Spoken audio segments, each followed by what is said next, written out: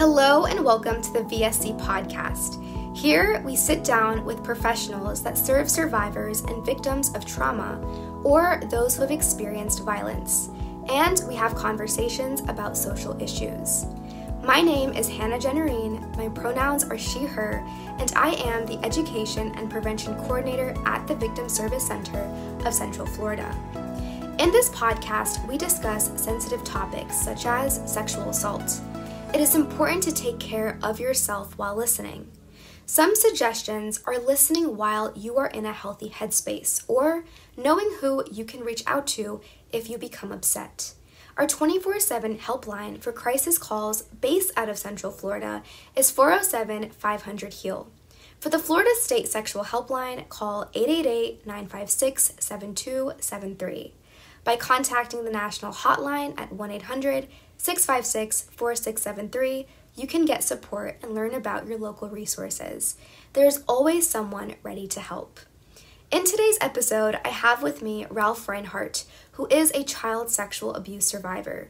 He is here to share his story and how he was able to heal from this traumatic situation. Before we start, I do want to provide some context into what child sexual abuse entails and the long-term effects that it has. Childhood sexual abuse is not unusual and it is not uncommon. At least 1 in 13 boys has been sexually abused or assaulted, and about 1 in 4 girls experience child sexual abuse. I do want to say that these are only estimated numbers, as sexual assault is the #1 underreported and underconvicted crime in the United States. Studies have revealed that feelings of guilt and shame, such as perceptions of responsibility for the abuse, lack of honor, and loss of self-worth influence whether or not someone discloses. According to the World Health Center, child sexual abuse is the involvement of a child in sexual activity that he or she does not fully comprehend and is unable to give informed consent to because they are not developmentally prepared. I will say that physical contact does not need to be made between the perpetrator and the child for it to be classified as sexual abuse. So, with this being said, child sexual abuse includes exposing a child to sexual activity or sexual content, either in person or online, incest, producing, owning, or distributing child pornography, rape, sex trafficking or prostitution of a child, sexual assault, and sexual harassment, which includes this. What is shocking is that the majority of childhood sexual abuse has been done by someone the child knows, and as you can see from this visual, it is confirmed by rain. In case you're wondering how these children are left vulnerable, especially at the hands of close friends and family, it is important to understand grooming. Grooming is a pattern and strategy that perpetrators use to appease and charm families and children into trusting them. This is what makes it easier to manipulate, exploit, and abuse a child, and there are different tactics that abusers use to build this trust. For example, giving gifts or special attention to a child or young person or their parent or carer, making the child or young person feel special or indebted to an adult, making close physical contact, such as inappropriate tickling and wrestling or play fighting, openly or pretending to accidentally expose the victim to nudity, sexual material, and sexual acts. Especially now that children have more access to the internet via social media and gaming, groomers may rely through these mediums to interact with children in inappropriate ways, and will often ask the child to keep their relationship a secret.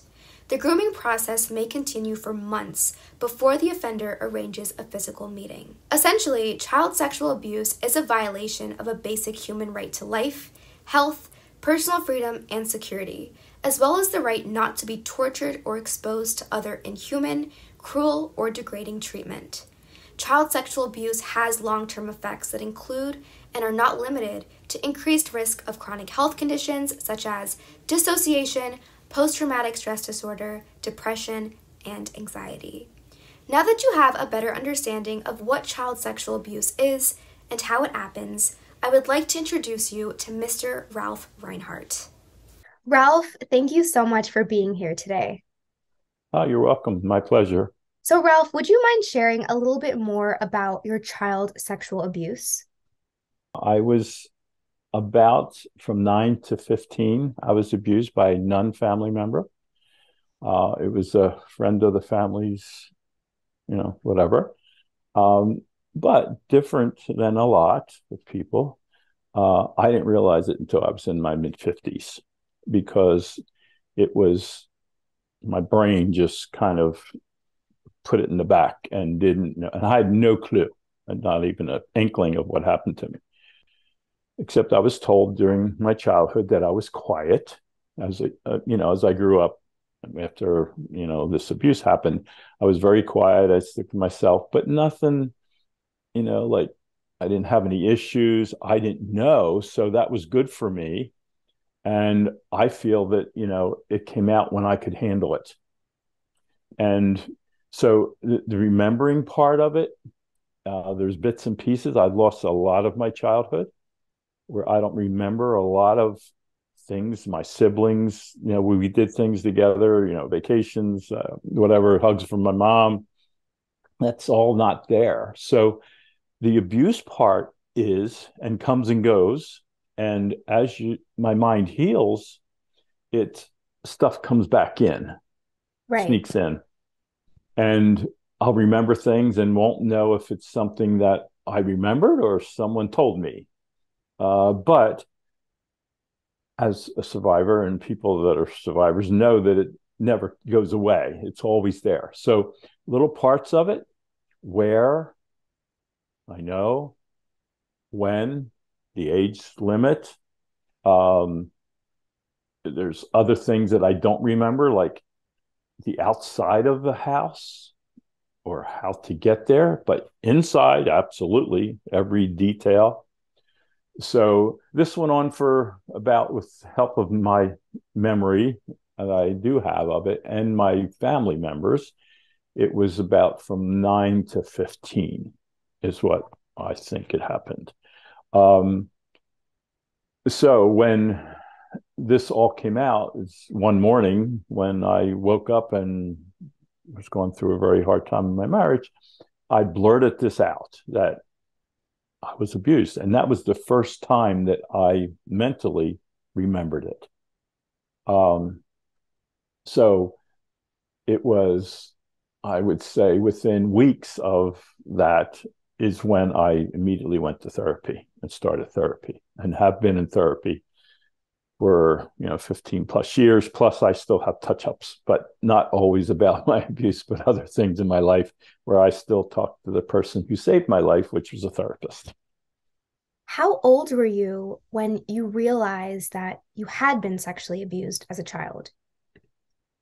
uh, I was in my mid 50s, so I would say 55, 56, somewhere around there. Right. So from 15 to 55, 56, your mind completely buried that memory. It buried that experience. And I do want to say that in sexual assault survivors and victims, this is very common. It's so interesting how the body and the mind work, and sometimes it can be counterintuitive because everyone has a different reaction to trauma. And your body and your mind's reaction was to just you were not able to process it. You were not able to say this was a child sexual abuse. So when it was happening, when it did happen, sexual abuse is a violation of boundaries. Were you able to make that correlation? Did you know that something was happening that wasn't right? Or I know you said that you can't remember, but now as you reflect, now as you look back, would you say that you did have a gut feeling or an intuition that something wasn't right? See, that's not in my head. Hmm. I don't know how to explain that, but it's like it's different. Right. When I think back, of course, now, of course, it wasn't right, and the reasons why. And I was told by my therapist to not to overthink it. When I first went to therapy, I would try to remember things and I would try to figure it out and all that. All that does is harm you. Hmm. You know what I mean? It puts a block in your recovery. Right. For me, it was not for everybody, of course. But in being part of a couple support groups, that I'm not the only one that this has been this way, because a majority of one of the support groups I had was the majority of the men were like me, where they didn't realize it until they were older. Right. So it's not, this is like, oh my God, this is something special, but it's not, because it happens to other people also. Ralph, in reading stories and reading excerpts like scientific articles about sexual assault, especially when it comes to boys, what I notice a lot of is that they say boys are more reluctant to seek support or to even share their story because of gender norms and because of stereotypes when it comes to gender roles. So, for example, assuming that a male is sexually aggressive, sexually dominant, and they're not likely to be sexually abused. Like, we don't really hear stories about boys being sexually assaulted. However, it does happen more often than you think it does. It's like, it's not supposed to happen to us because we're supposed to be. And you, as a survivor at the time of victim, Yes. and realizing it later on in life, is why did they pick me? Right. I have a very large family. Why did they pick me? So you second guess yourself. Was I like this weakling? Was I this, Mhm. I look vulnerable? I don't know. But as you know, they groom you and they do all this stuff. But that part I don't have. I don't have that memory. You know what I mean? So, which is a good thing. But as it comes back, and as your memory comes back, as your mind heals, little things come back in and they remind you. But in therapy, they teach you how to handle that. They give you the tools. Right. I'm so glad that you did go to therapy and that you did seek help. So, Ralph, I applaud you for that. That's amazing. And this actually leads me to my next question. Between the age of 15 to when you recognized or realized that you were sexually abused, did you notice any mental health challenges that you face, or did you face any challenges at all? Well, I don't think so, because I was very successful in my career. I, retired as a president for a national home builder, um, for the state of Florida. And but I had the drive, and I think part of what I went through gave me the drive. I don't know how to explain that. Mhm. Unconsciously, I didn't go to college. I, came from a very large family. My mom had 16, children. Oh, So I went in the Marine Corps. I went through all that. I did very well in the Marine Corps. I got out after 4 years as a sergeant. So the only thing is, later on, right before this came out, I started getting, and I don't know the timeline. So let's just say 2 years before or three right. years before, I would have these dreams and these nightmares. And I would have, when I told you before, that's really dark thoughts. Like, I wanted to end it. And I drove a lot from one place in Florida to another. And I would, pick out a bridge abutment and say, well, you know what, if I just went really fast, but I didn't know why. It was like, I had no idea why I was having these nightmares. I had no idea why I was having these dreams. I had no idea why I wanted to call it quits.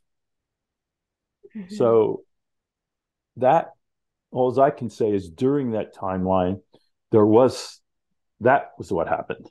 But before that, I don't, I don't think so. I mean, I was good in school. I, excelled in my military life. I excelled in my, later on in life.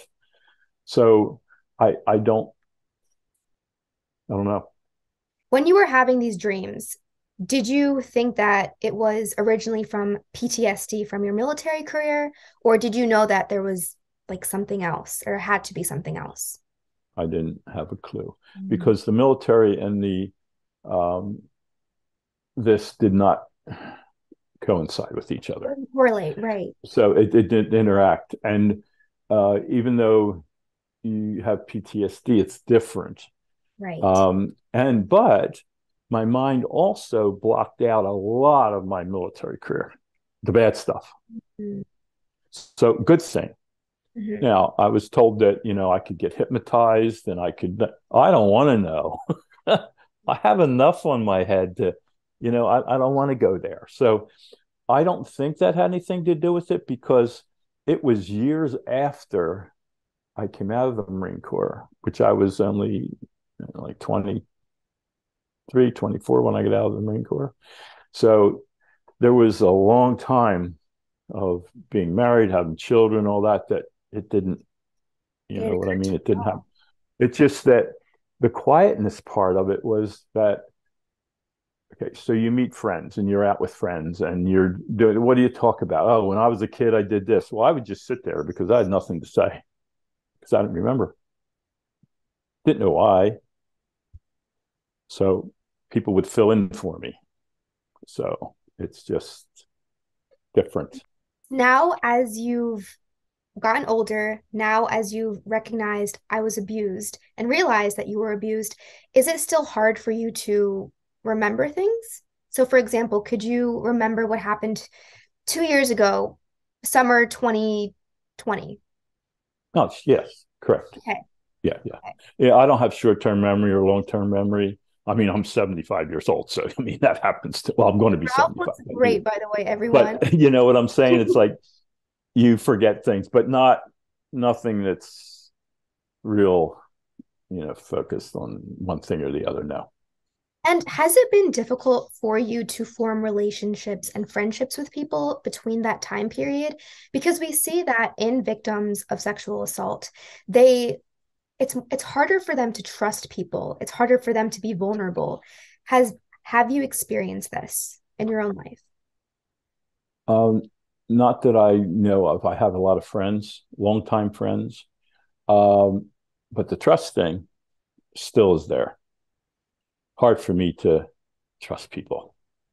That I don't know because that's always in the back of your mind, I guess, subliminally or whatever. Mhm. Uh, but during the time span, um, no, I mean, I had a lot of friends. I lost a couple really good friends when I let them know about my abuse, not to their faults. They just didn't know how to handle it. Some guy that's really, you know, doing well in his career was abused. Oh my God, what are you talking? You know what I mean? So I don't blame them. I'm not angry at them. It's just that they didn't know how to handle the information that I gave to them. But part of my healing process was to share.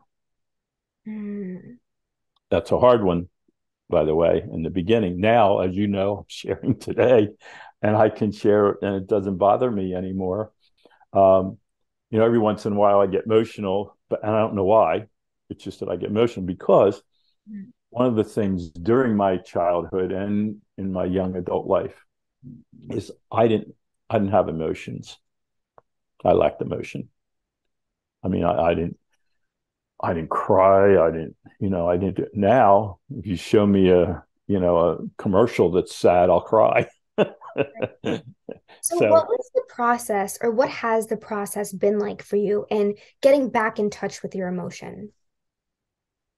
well, it's not hard. I mean, I at first it was kind of weird. Mhm. Why am I tearing up over something or weddings, things like that. I would just start get like I am now. I'm starting to tear up. It's like it just happens. And um now it doesn't matter. I don't care if people see me cry. I don't care if people see me with emotions. But when you don't have them and you do like wonder why, because people around you are upset, but why aren't you? You know? Mhm. And I think has a lot to do with it too, is, during I was married for 43 years and my wife after 43 years decided that she didn't want to be married to me anymore. So that was probably one of the toughest things that I've ever and will ever experience in my life. Um, and it was hard.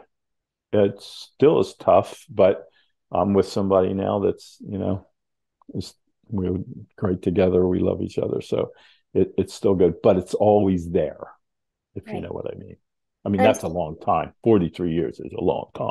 that is a very That's, long time. you know, And that's actually leading me to my next question, because even after you've told your ex-wife what happened to you, even after you've told the closest people to you, them knowing that you were in a lot of pain, them knowing that there was something that you were struggling with and you couldn't put a finger on, but then all of a sudden is like, now I know. Now I know why I didn't have emotion for X amount of years. Now I know why I've been having these dreams.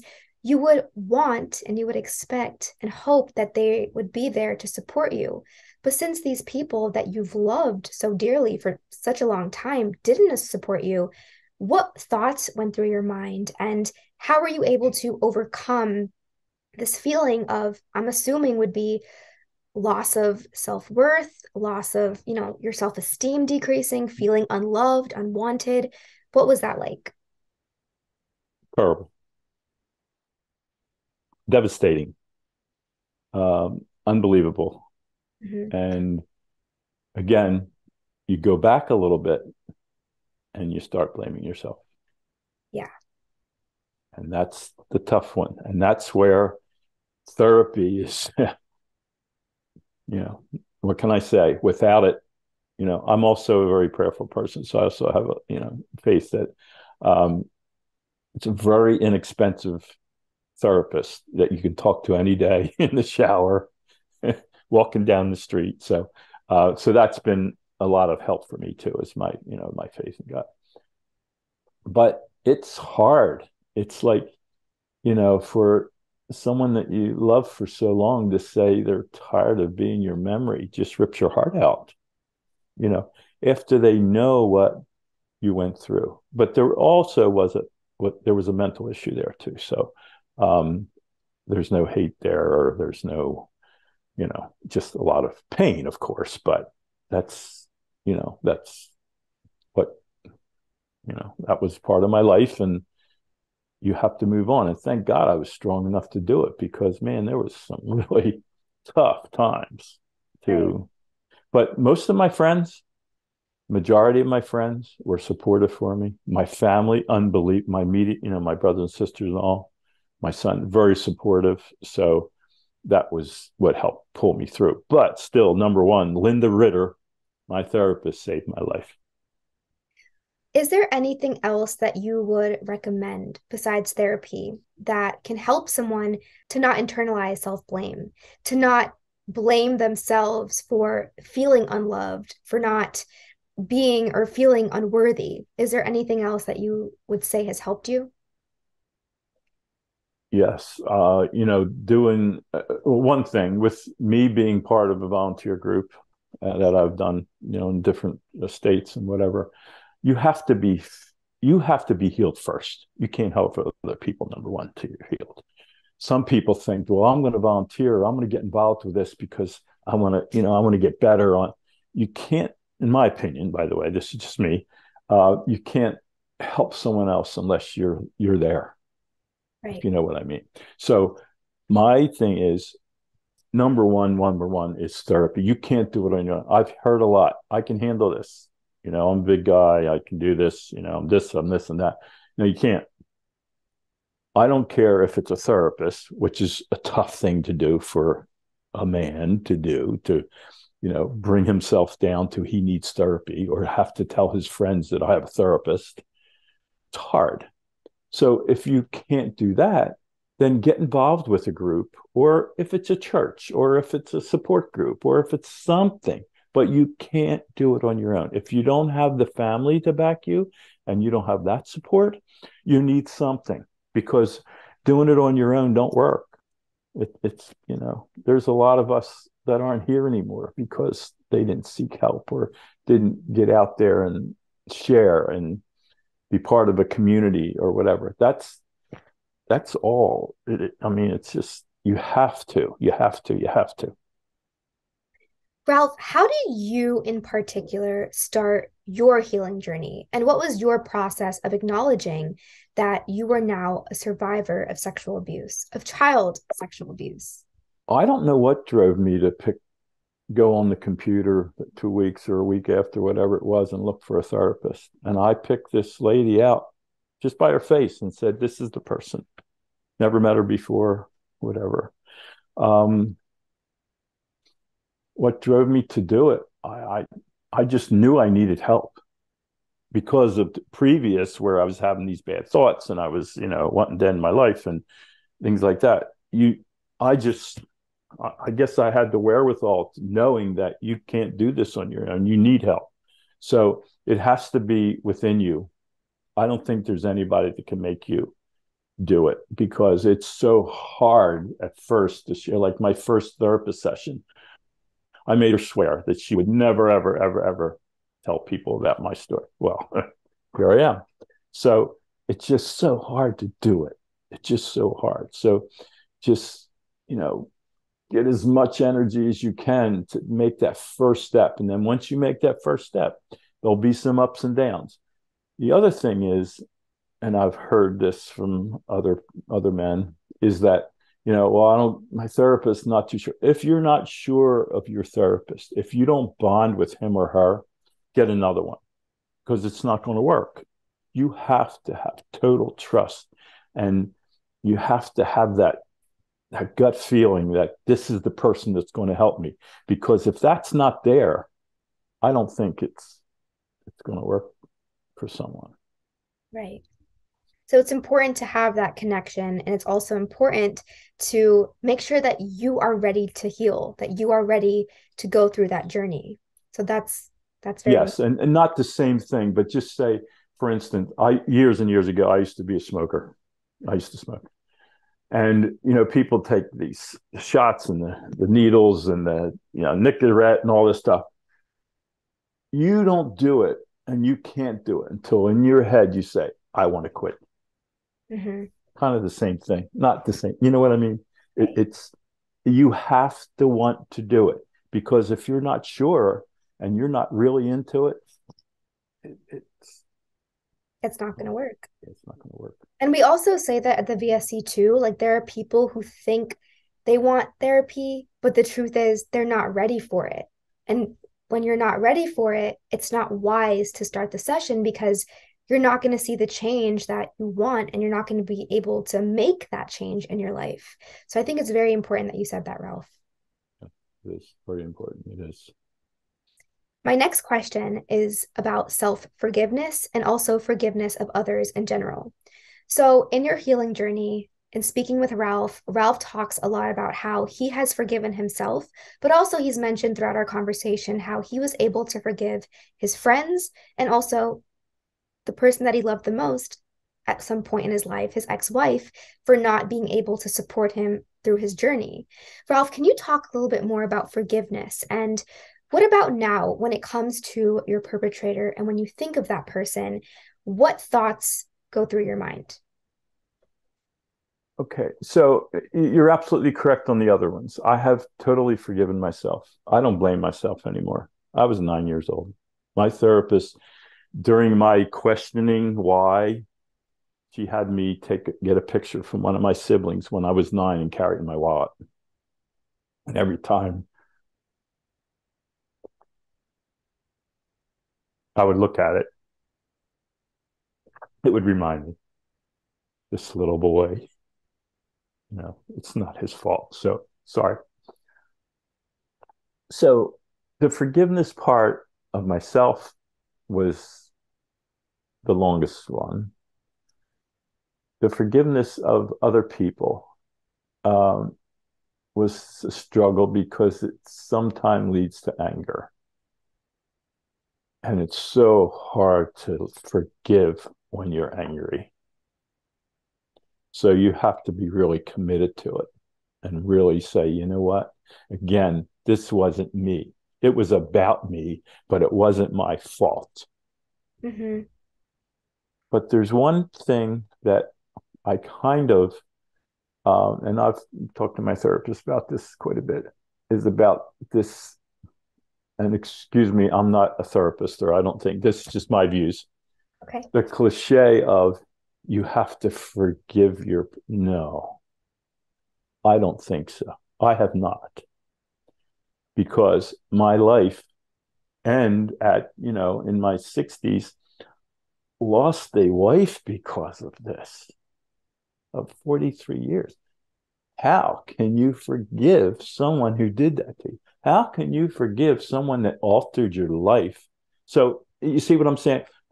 I understand the therapy part of it. I understand, but I'm not there, and I don't think that it impedes my thing. And to be honest with you, I don't feel bad about it that I haven't forgiven, because unless people say, well, you should. No, no, no, you should. Or it's better if. No, it's not better if. Everybody's different. So there isn't a set rule when it comes to abuse. Right. It's everybody handles it absolutely different. We all might have the same story. It might be all like when I read books, have read books during my healing process. I'm saying, oh my God, this is me, just a different name. But I personally feel that you can be a survivor and be free and love yourself and forgive yourself without forgiving your abuser. Personal opinion. Thank you for sharing that, Ralph. What would you say has been your biggest takeaway so far in your healing journey? Is Well, it's not so much a takeaway as that you hear about it every day, you read about it in the papers, you see it on TV, whatever, and the pain that it gives me to see other people and knowing what they're going to have to go through, like little children that I've worked with in another state, uh, you know, little babies, little 6, 7, 8, 9 years old, and you're thinking, oh my God, these people, their life is changed because of some perpetrator. And it's so, I guess my takeaway is I don't think, unless you've been through it, and no offense to anybody on this, you have no idea. You can't apprehend what it does to you. And that's the part where I think we need to work a little more on letting the public know and people know about how devastating it really is, because you get abused, you get therapy, and you're fixed. No, don't work that way, because it never leaves you. Never, ever, ever, ever. It's always there. If it's not and again, when I say I do touch-ups with my therapist, it's not always about my abuse. It's about what I'm dealing with now, with the repercussions of it with other people. That's what you need help with all the time. I do, I'm not saying everybody does, but I do, is to just reinforce that I'm still okay. I'm a good guy. I'm not a bad guy. Yeah.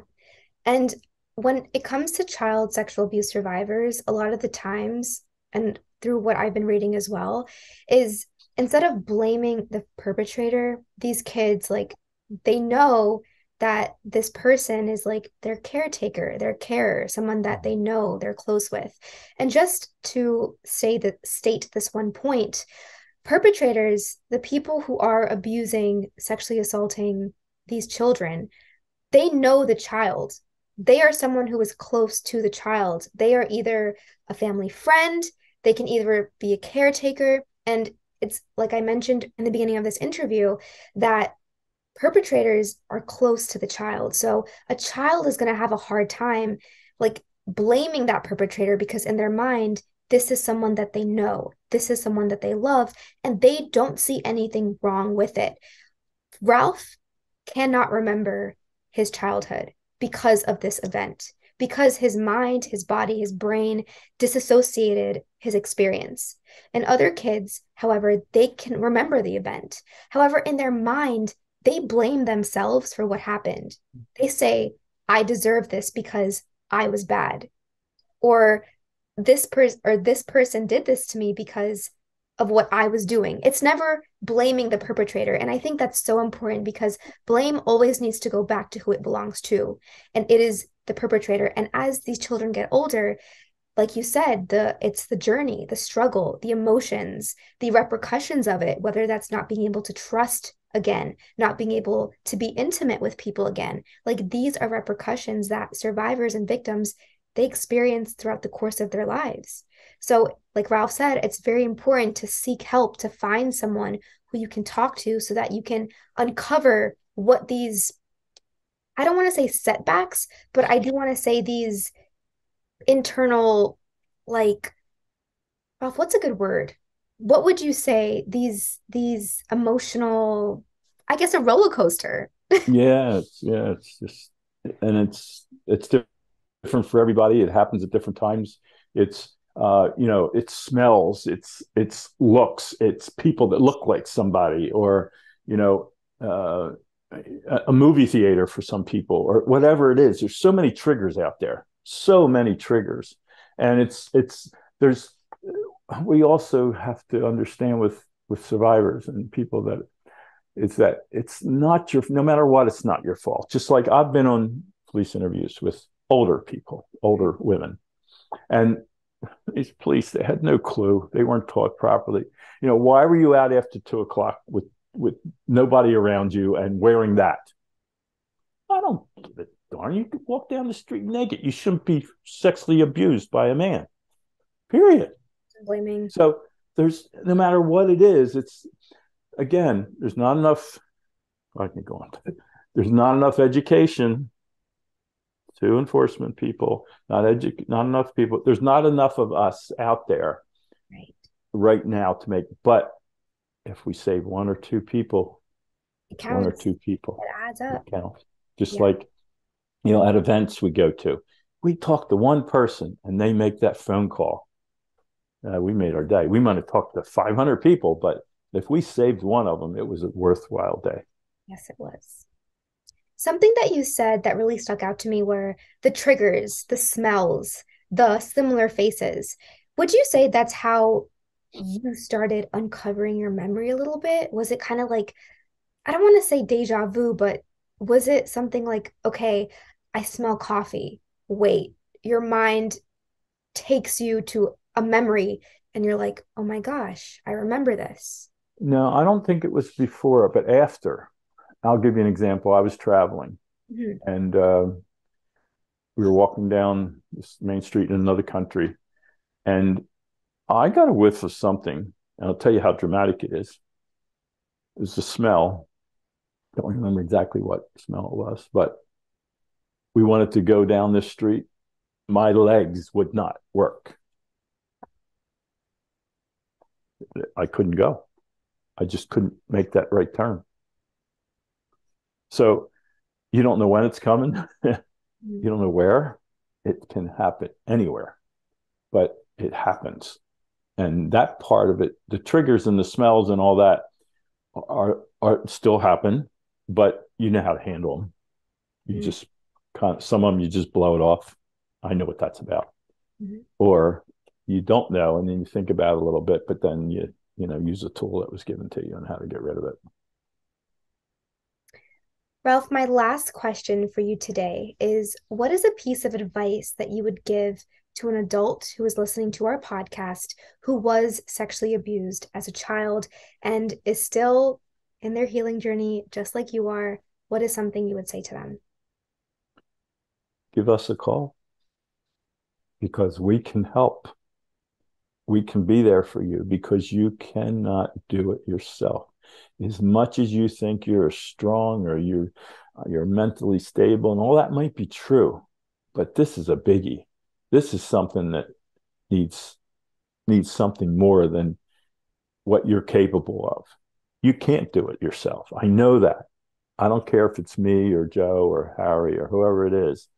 You need to make the phone call, because it's so rewarding, and it might take a while. I mean, look at me. It's been years that it took me to go through what I went through and have therapy sessions. And thank God I was able to afford to pay for it and get extra help and whatever. But There's so many services out there that doesn't cost you a dime. Take advantage of it. Make that phone call. Ralph, thank you so much. I do want to say before I end, Ralph is one of the VSC's most active and amazing volunteers. Ralph, can you please share with our audience more about what you do and how you've taken this traumatic situation and transformed it into something so beautiful? Because you volunteer like I've never seen anyone else volunteer. So can you please just talk about a little bit more about what you do and how you were able to take this trauma and turn it into who you are today? Again, I'm going to have to give kudos to my therapist. I was in South Carolina. I was living in South Carolina. And as she was in Florida, where I was originally, but we did Zoom case like this all the time. We Zoomed and did our things. And just one day she said to me, she said, it's time for you to do something. And I said, what do you mean? She says, help other people. So just so happened in the local paper, there was this thing. It was Hopeful Horizons at the time. It was something different. But anyway, it's Hopeful Horizons. They were looking for volunteers. And I said, I don't know, whatever. So for 6 years, I was a volunteer at Hopeful Horizons in South Carolina because of the push from my therapist to say I was ready to move on. And that's where I say you can't do it. I questioned myself for a little while whether I was ready to or not. But once I did it and went through quite a bit of training, by the way, and, as far as what I did, it was the push from my therapist that said, you're ready to do this and you can make a difference. And that's why I do it. I give back. I enjoy it so much to be out there at tabling events and just handing out brochures and cards and all that and having a bunch of fun. And we get a lot of people that disclose to us for the first time. And that's so worth it. It's like for somebody to go over to the table and put their name down and just, it's just, I can't tell you what it's like. It's just this feeling that's just, I don't know. So I do it because I want to help as many people as I can that have gone through stuff. And I know we can help them because I'm a good example of it. I mean, it's just, it works. It works. So I just love giving back. I just enjoy it. It feeds off. I feed off of it. Not to heal me because I'm healed. I'm done. I'm finished. I'm okay. But I love giving back and trying to help as many people as I can. Ralph, well, I will say the VSC, we all love and appreciate you, and I appreciate you as well. Thank you so much for taking your time today to be here with me and to do this interview. It was amazing. Thanks. My pleasure. The Victim Service Center is a nonprofit organization that provides free, confidential counseling services for victims of any kind of trauma in Central Florida. The views and opinions expressed by podcast participants are their own and do not necessarily reflect the views or opinions of the Victim Service Center of Central Florida. This podcast content is made available for informational and educational purposes, and the VSC does not make any representation or warranties with respect to the accuracy or completeness of the content. While we make every effort to ensure that the information we are sharing is accurate, we welcome any comments, suggestions, or corrections of error. To learn more about our services, please visit victimservicecenter.org. And to everyone listening, healing is not linear, and you are not alone.